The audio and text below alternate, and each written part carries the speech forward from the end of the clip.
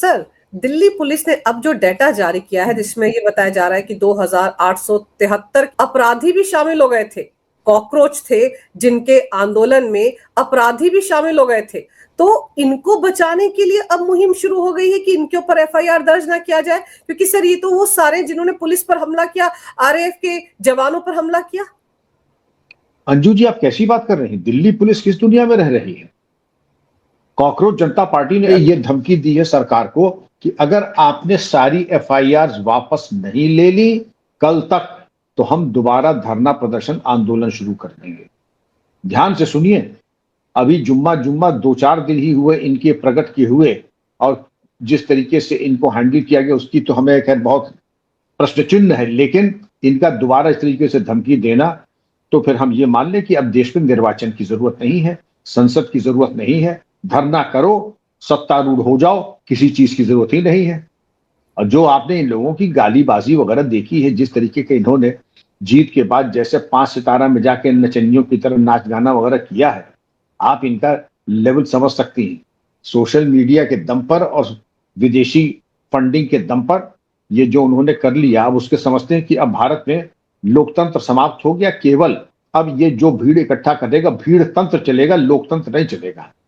तो इनको बड़ी गलतफहमी हो रही है अपने बारे में।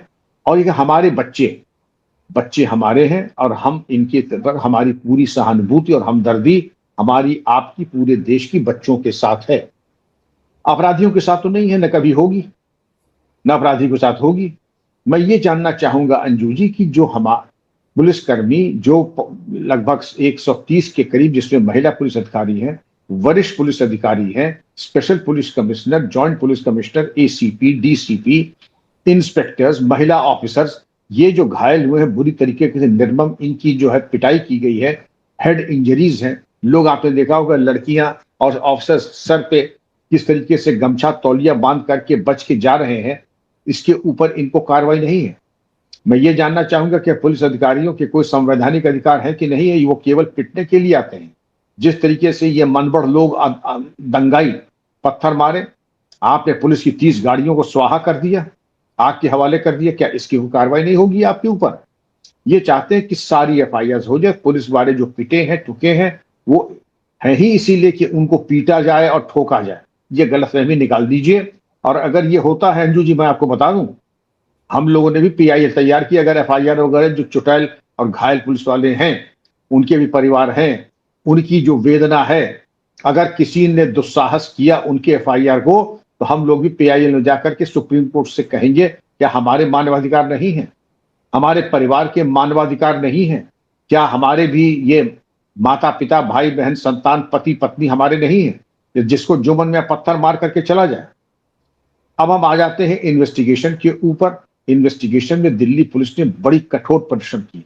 यह सही है कि शुरुआत में कुछ गलतियां दिल्ली पुलिस से भी हुई, उनके आकलन में, उनके बल प्रयोग में, उनका तितर बितर हो जाना, भीड़ का सही आकलन न करना, लेकिन बाद में जो उन्होंने किया है वो बहुत ही प्रशंसनीय है।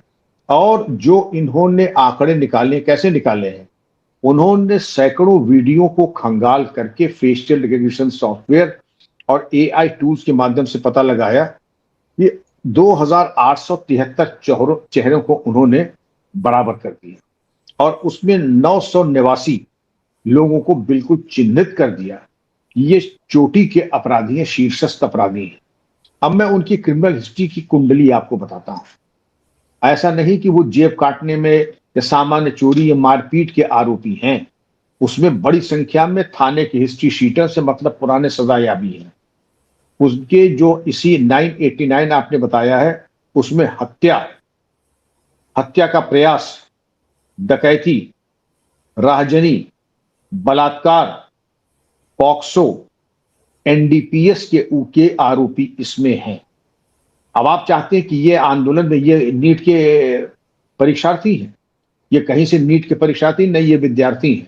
और जिस तरीके की भाव भंगिमा लेकर के जो दिखाई पड़ रहे थे, उसमें कोई भी नीट के विद्यार्थी नहीं था। पिछले शो में अंजू जी मैंने आपको बताया था कि सीलमपुर का ये जो हाजी अफजाल है, ये 150 अपने गिरोहबंद लोगों को आया था इसमें। इसके अलावा जो प्रोफेशनल पत्थर फेंकने वाला अरशद था, ये भी आया था। ये तमाम लोगों का जब जमावड़ा होगा तो अपराध मारपीट तो होनी ही होनी, स्वाभाविक चीज है। और इसके ऊपर ये कह देना कि हमारे दिल्ली पुलिस वालों का या कहीं के भी पुलिस वाले हैं उनके कोई मानवाधिकार नहीं है, उनके कोई कानूनी अधिकार नहीं है, उनके मौलिक फंडामेंटल राइट्स नहीं है, ये होने नहीं दिया जाएगा।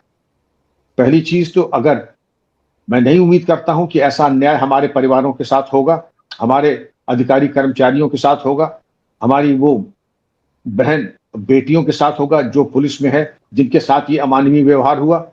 एफआईआर करने का उनको भी हक है, और अगर उनके साथ ये इस तरीके की दुर्घटना हुई है, उन एफआईआर से और ये जिनको खंगाला है, जिन लोगों ने दुस्साहस किया है, ये कहते हैं कि एक दिन तुम्हारा 364 दिन हमारे। एक दिन तुमने पत्थर गुम्मा चला दिया, हमारी 25-30 गाड़ियां आग को हवाले कर दिया, हम 364 दिन लगा करके तुम्हें घेर करके जहां कहीं तुम बिल में छिपे होगे निकाल करके ले आएंगे, और कुछ पकड़े भी जा रहे। अब जब तक ये सीचा धींगा मुश्ती और इनका कल तक अगर नहीं विड्रॉ हुए तो हम दोबारा आ जाएंगे। तो मेरा आह्वान होगा दिल्ली पुलिस से और सभी से कि अब अगर ये इनकी धमकी धपाटे में दोबारा कोई आंदोलन करते हैं तो कृपया अपनी तैयारी पहले की तरह न कीजिएगा। अब इस बार तैयारी ऐसी होनी चाहिए कि इनको इस तरीके की अगर कोई गुंडागर्दी करते हैं या गुंडागर्दी होती है तो दिल्ली को बंधक बनाने का हक न आपको है, न मुझे है, न सीजेपी को है। इसलिए अगर कोई अंधक बंधक बनाने की कोशिश कर रहा है, कानून अपने हाथ में ले रहा है, तो आपके पास रास्ता है, और अपना डिप्लॉयमेंट, अपनी आंतरिक सुरक्षा योजना, अपनी इंटरनल सिक्योरिटी को इतना मजबूत कर लीजिए कि आपके ऊपर कोई आरोप भी न लगे। जो आपके सीसीटीवी सीजेपी के वर्कर्स ने तोड़ ताड़ के बराबर कर दिए, ये आगे हमारे काम आएंगे। ये टूटे हुए सीसीटीवी जो हैं तो उससे हम लोगों को भागने के रास्ते, गुंडागर्दी करने का मौका मिल जाएगा। तो अंजू जी, ये सुख तो इनको मिलने वाला नहीं है। लेकिन जो इनकी धमकी थी, मुझे ये चीज पसंद नहीं आई और किसी को पसंद नहीं आएगी कि धर्मेंद्र प्रधान की तो शुरुआत थी, वहां तो इस्तीफे के बाद अगर एफआईआर वापस नहीं हुई। और सर, पैलेट गन को लेकर भी बड़ा बवाल मचा हुआ है। भाई, पहले तो ये था कि पैलेट गन दिल्ली पुलिस का हमारे पास है नहीं। आरएएफ ने कहा कि हम इसकी जांच कर रहे हैं, और अगर पैलेट गन चल भी गई, अगर हम कह दें लग भी गई, तो ये इतनी हिंसा के बाद, मैं आपको बता दूं इस पोजीशन में मैं भी रहा हूं, इतना तो छोड़ दीजिए कि 125-150 हमारे अधिकारी कर्मचारी, जिसमें महिला अधिकारी भी हैं, चुटैल हो जाए, इतने में हम इनकी औकात इनको दिखा देते, और कर चुका हूं। इतना देखने के बाद ये नहीं कि हम एक गाल पे तमाचा मारे, मैं दूसरा गाल दिखा दूं, और आप तमाचे मारते जाओ, मैं गाल बदलता जाऊं, ये तो नहीं होने वाला ना। और जिस तरीके से प्रत्युत्तर दिया गया था, पैलेट गन ब्रिगेड चली है, अगर चली है, अब ये जांच का विषय है, क्योंकि सीआरपीएफ के डीजीपी ने कहा है कि हम इसकी जांच कर रहे हैं। हम कहते हैं चलाया था, चलिए मान लिया, इतनी हिंसा के बाद के पैलेट गन नहीं चलेगी। अब मैं अपने आप को रखता हूं इस पोजीशन में कि अगर मैं पुलिस कमिश्नर होता, मिनिमम रबर बुलेट चलती जो कि पैलेट गन से एक जनरेशन आगे है, और हो सकता कि सॉलिड बुलेट चल जाती, क्योंकि हमारे कर्मचारी अधिकारी, वुमेन पुलिस ऑफिसर गाड़ी पिटने के लिए नहीं। ये लोग कानून को बड़ी अलग तरीके से बात करते हैं। ये साहब देखिए, यहां पर आपको ये अधिकार है, जब जान माल की बात आती है तो जो बीएनएसएस के धाराएं कोट कर रहे हैं ना, वो अप्रासंगिक है।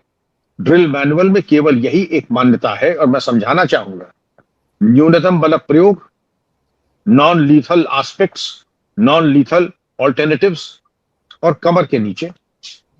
इससे दंगा अगर निपट जाए तो बड़ी अच्छी बात है कि अगर टीयर गैस से, वाटर कैनन से और माइल्ड लाठीचार्ज से, लेकिन अगर नहीं निपट रहा है तो आपको सरकार ने जो भी हथियार दिए हैं उनके दशहरे में पूजन करने के लिए नहीं दिया है। उनका इस्तेमाल किया कि जब जरूरत पड़े अपनी किसी दूसरे की जान बचाने के उद्देश्य से न्यूनतम बल प्रयोग करें, और पैलेट गन का भी इस्तेमाल हुआ, दुर्भाग्यपूर्ण है, लेकिन जो जरूरी था वो किया। कनॉट प्लेस में अगर किसी अधिकारी ने पैलेट गन चलाया तो अंजू जी उसकी अनिवार्यता थी। उसने यही क्या कम है कि सॉलिड बुलेट नहीं चला दी, एसएलआर का इस्तेमाल नहीं किया है, उसने इंसैस का इस्तेमाल नहीं किया। वो भी कर सकता था, क्योंकि जो हिंसा और आपने जो वहां पे उदंड और आपने वहां गुंडागर्दी दिखाई, मैं फिर कहता हूं कि पैरामिलिट्री फोर्सेस ने, दिल्ली पुलिस ने बहुत बर्दाश्त और बहुत धैर्य का परिचय दिया, वरना और कोई पुलिस बल होता तो इनको भूसा भर देती।